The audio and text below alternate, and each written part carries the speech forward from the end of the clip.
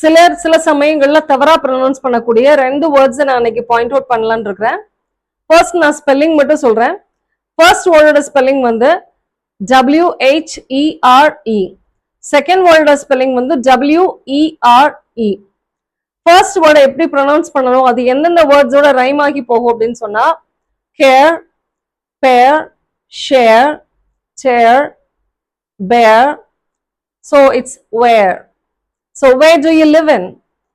So here in the sentence la வந்து இது ஒரு question word ஆ function பண்ணுது. WH question word அப்படின்னு சொல்லுவோம். இது வந்து ஒரு adverb ஆவோ இல்ல subordinating conjunction ஆ கூட function பண்ணும்.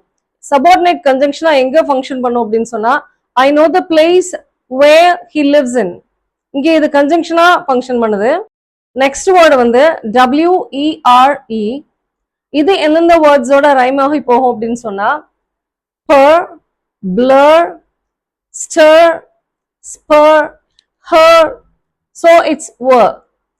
நம்ம எப்படி யூஸ்வலா சிலர் என்ன மாதிரி மிஸ்டேக் கமிட் பண்ணுவாங்க அப்படின்னு சொன்னா எப்படி WHERE ப்ரொனவுன்ஸ் பண்றோமோ அதே மாதிரி WEREயும் were அப்படின்னு சொல்லிடுவாங்க. They were good friends அப்படின்னு சொல்லிடுவாங்க. பட் இட் இஸ் were கிடையாது, were. இந்த were வந்து ஒரு பிரைமரி ஆக்சிலரி.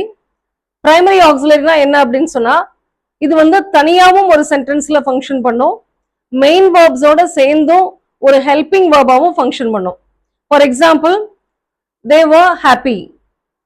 இந்த இடத்துல வந்து were அப்படின்ற அந்த பிரைமரி ஆக்சிலரி வந்து தனியா ஃபங்க்ஷன் பண்ணுது. It gives meaning. when I went to their house they were watching TV. So இந்த இடத்துல வாட்சிங் தான் மெயின் வேர்பு, வேர்ன்றது வந்து ஜஸ்ட் ஹெல்பிங் வேர்பு. ஸோ இது வந்து ப்ளூரல் பாஸ்ட் டென்ஸையும் மீன் பண்ணுது. So these are the differences between where and var.